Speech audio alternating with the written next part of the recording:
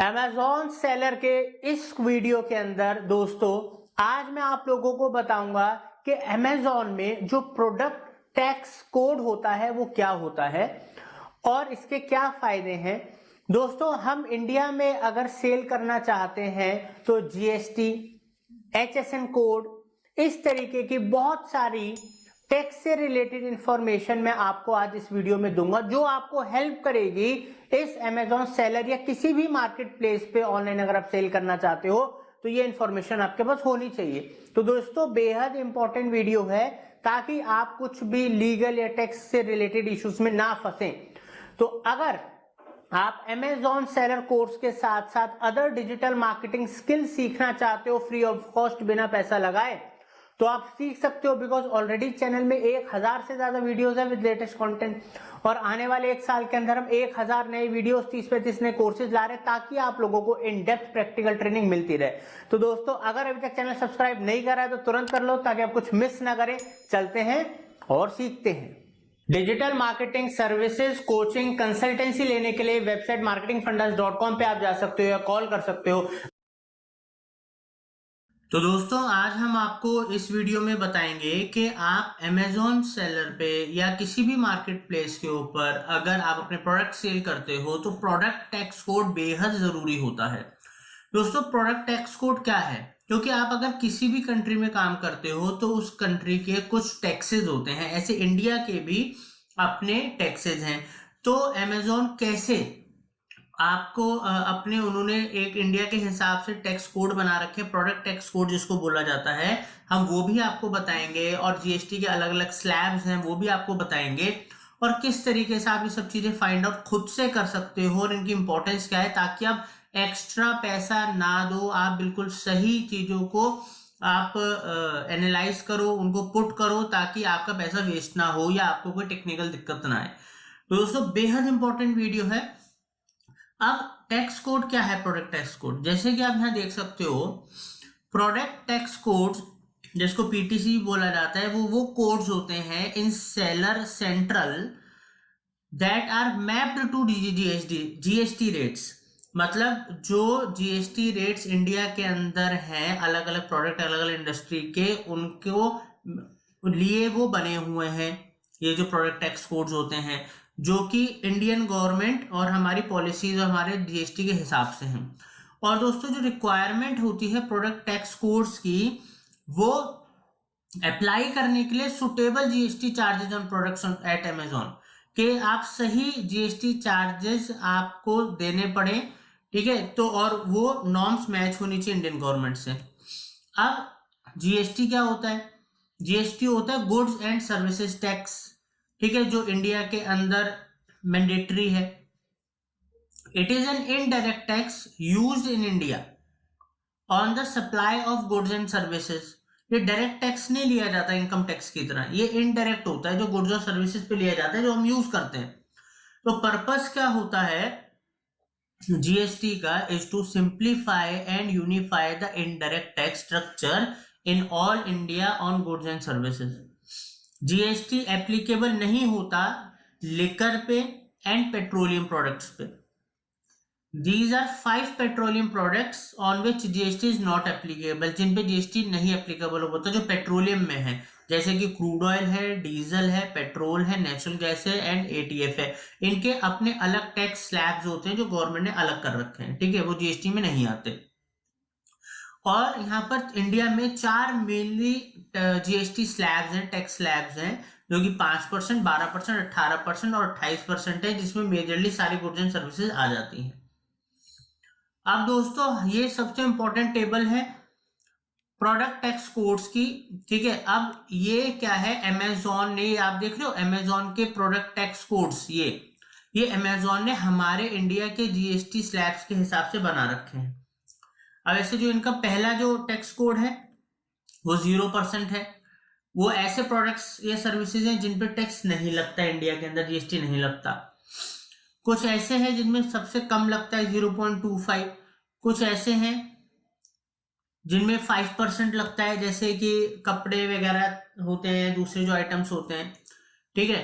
फिर अगला है 12%, फिर है 18%, फिर है जो सबसे पीक सबसे ऊपर जो होता है वो होता है 28%।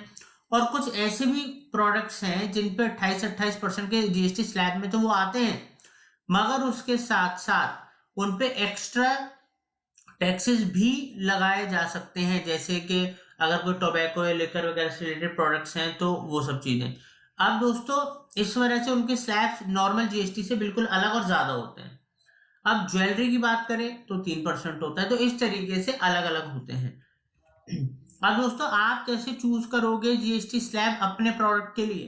तो जो बेस्ट वे है जीएसटी स्लैब देखने का वो है cbic/gst.gov.in। इस साइट, अभी मैं इस वीडियो के बाद में एंड में आपको कैसे आप चूज करोगे देखोगे, वो सब भी आपको सिखाऊंगा प्रैक्टिकली।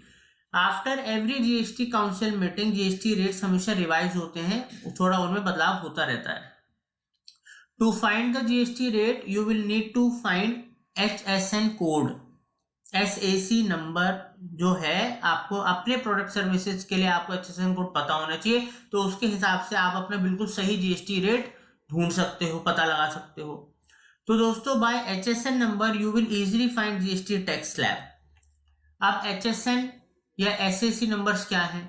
HSN जो है stands for harmonised system of nomenclature code, ठीक है, तो ये इसकी फुल फॉर्म है। और एसएसी क्या है? Stands services accounting code. HAC क्या है? Is used for products whereas HAC is used for services. तो HAC प्रोडक्ट के लिए है, SAC सर्विसेज के लिए है। It is mandatory for both B2B and B2C tax invoices on the supplies of goods and services। दोनों पे apply होता है, चाहे B2B बिजनेस कर रहे हो आप, चाहे B2C बिजनेस कर रहे हो। ट्रेडिंग हमेशा मेरे लिए एक उलझन बनी रहती थी जब तक कि मुझे इजी ट्रेड 7 नहीं मिला।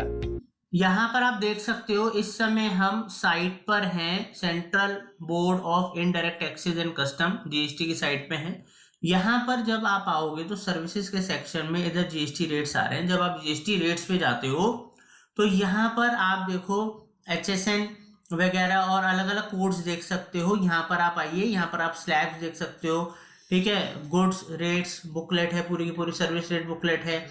यहाँ पर आप अपने अलग अलग रेट्स देख सकते हो, सारे सारे स्लैब्स देख सकते हो। मगर अगर आप इसमें जाओगे तो बहुत ही लंबी लिस्ट है, बहुत ही लंबी लिस्ट है, और आपको अपने प्रोडक्ट्स ढूंढने हैं, अपना HSN कोड देखना है तो बहुत सिंपल है।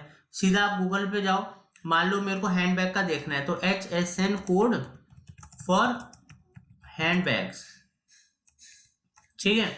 ये जब मैं लिखूंगा तो यहाँ पर लिखने के बाद आप देखो सीधा मेरे पास आ गया कि मेरा जो HSN कोड है वो ये है, ठीक है। अब इसमें आपको क्या करना है, पहले 4, ठीक है, पहले 4 कैरेक्टर मैंने कॉपी कर लिए। इसके बाद मैं गया इस साइट में, यहां पर जाने के बाद यहां पर पेस्ट करूंगा और सर्च करूंगा। अब यहां पर देख रहे हो आप, यहां पर हैंडबैग्स आ गए, यहां पर मेरा जीएसटी स्लैब आ गया 12% का, ठीक है। इसमें CGST क्या है, SGST क्या है, डिस्क्रिप्शन ऑफ प्रोडक्ट भी आ गया। तो कितना सिंपल है और बट सही तरीका है ये ढूंढने का, पता लगाने का। और जैसे कि मैंने इससे पहले वाली वीडियोस में आपको बताया था, अगर आपको जीएसटी अप्लाई करना है तो आप डायरेक्ट गवर्नमेंट की साइट से तो कर ही सकते हो, नहीं तो सबसे सिंपल तरीका है आपका कोई ना कोई चार्टर्ड अकाउंटेंट होगा, CA होगा, लीगल एडवाइजर होगा, उनके थ्रू आप अप्लाई करा सकते हो, और ये बहुत ज्यादा जरूरी है। उम्मीद करता हूँ ये वीडियो हेल्पफुल रही होगी। Thank you.